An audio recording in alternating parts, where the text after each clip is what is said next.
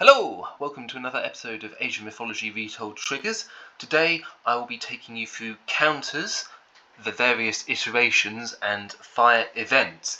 We're moving into more advanced stuff now. So, what are counters first of all? So, we discussed objectives in our last video where we can get a nice display of text on the upper right side of the screen to tell a player what they need to do. A counter goes in a very similar position and it's quite versatile. It can display free text, it can be a countdown, it can display kills, resources gathered, unit type, building percent. There's quite a long list here. Let me just show you what one looks like first of all. So if we go to C, as you can see, there are a lot of counter effects down there for all different types of various counters. The one I'm going to focus on initially is the simple one, the countdown. So we have a name for the countdown. It's usually just going to start as countdown, and it becomes more important if you have lots of these and you want to then reference them again. For example, stop it. So I'll just set this one to 5 seconds and say objective displayed in. And this will then start the countdown from 5 to 0, and that will then disappear when it hits 0. Let me show you a brief example of what this one looks like. So you see we've got the counter there, counting down in seconds from 5 and then finish nothing. So you'll see there was another effect on here. We can actually link a trigger. So let's actually display the objective, what we want for this. From our last video, we want to show an objective. I've set it as initially not visible, so that's why you couldn't see it at first. Then we go to our countdown timer trigger, and we say after 5 seconds we want to stop at 0 seconds, and then we want it to fire our objective display. This will now work. However, if I test this scenario immediately, the objective is going to display. That's because this trigger is set to active. We need to set it to inactive so it fires when the timer loops. So now this is all set up. Observe what happens. We have our countdown, and then when that finishes, our objective is displayed. There we go. Of course, there are quite a lot of other counters. That's a very basic way of doing it.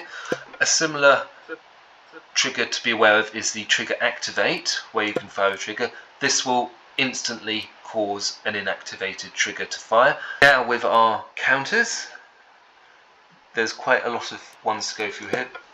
We can pause our counters, so this is when we reference the name, and if we set this one to pause, it's a countdown timer that starts at 5 seconds. It's instantly being paused, so that one's going to stay at 5 seconds. It's not going to start again unless we unpause it. We can do that to show you what it means, and then we get the standard effect.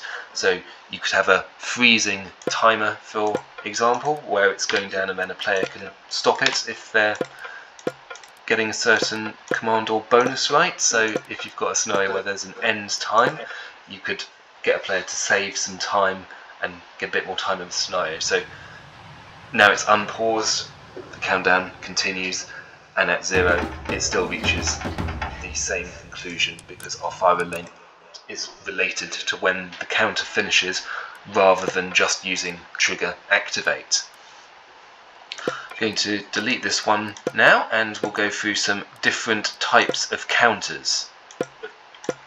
So, as I said, there's lots of things that we can do. You can usually have 2 counters going at any one time. If you have any more, they just won't be displayed. So one of the common ones I usually get asked for is a unit kill counter. So again, you set the player, you say how many kills you want them to have, and this would be kill all the enemies. And then again you can trigger an event afterwards, so let's do our event, and we'll just have a display message saying well done for murdering. We will set that to inactive, and then we will link it to our trigger, so this will now fire after 10 enemies have been killed. in order for this to happen, we need to have some enemies that we can kill. So let's pop a few enemies.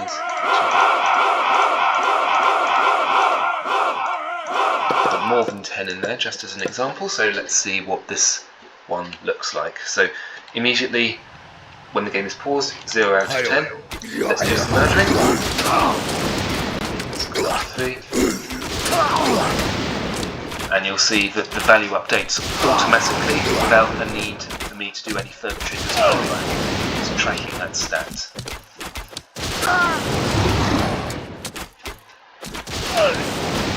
And that count is now finished. We've got our message. If we continue to kill, nothing further happens.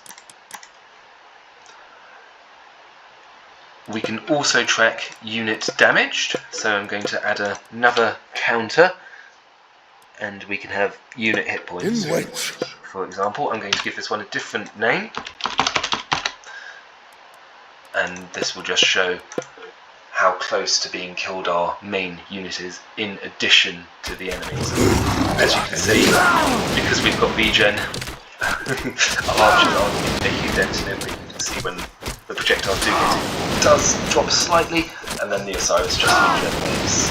So perhaps a poor unit example to use, but an example nonetheless.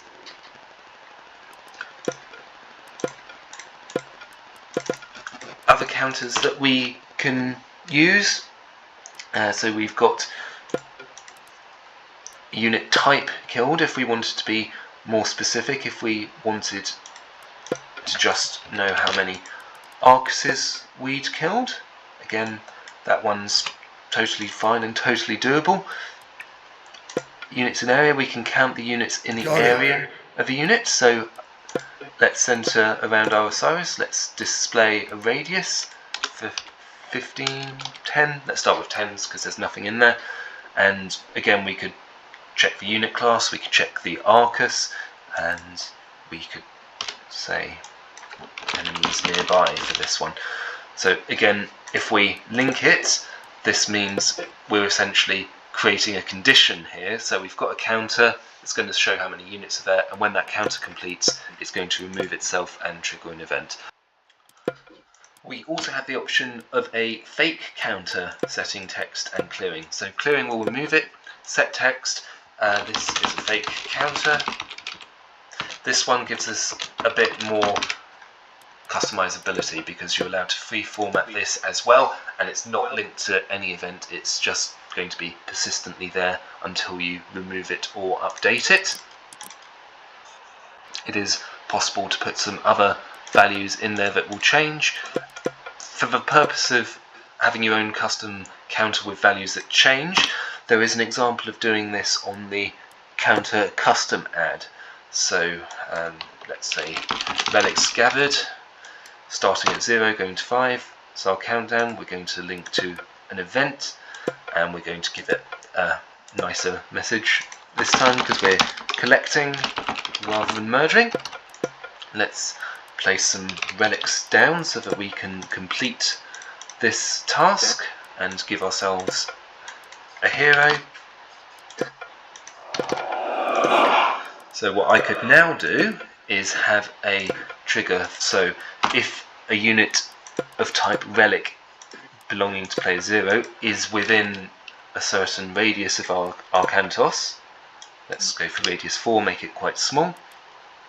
The operator in this instance determines the number of units, not the radius.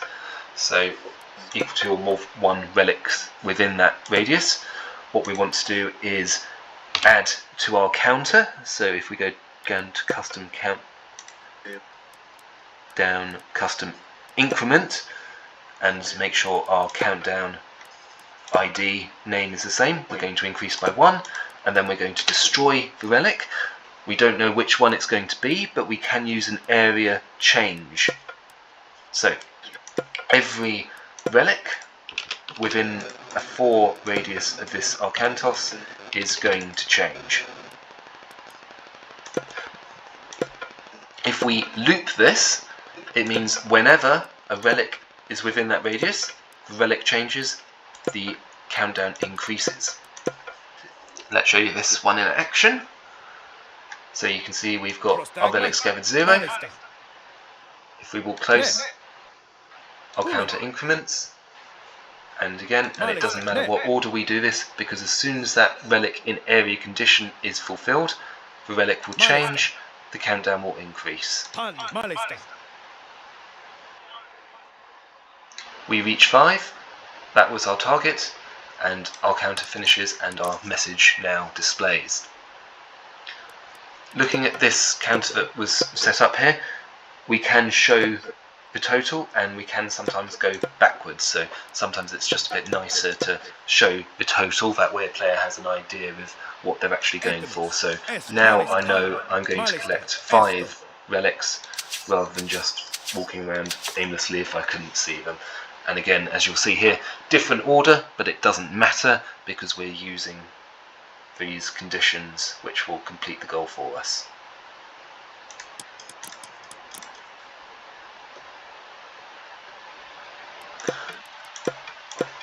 Other counters to look at, again, it might be worth just going in the editor because there's a large number of these, so you can count the units in area, you can count the units you've lost. If you're looking for a loss count, you can count the resources. Again, you've got your custom counter and you've got your fake counter as well. So as you'll see, there's quite a lot that you can do with these. We've started becoming a bit more advanced and we went for some interesting advanced conditions as a way of solving a relic collection problem or objective there. Again, I would just say get in the editor and experiment with these yourself.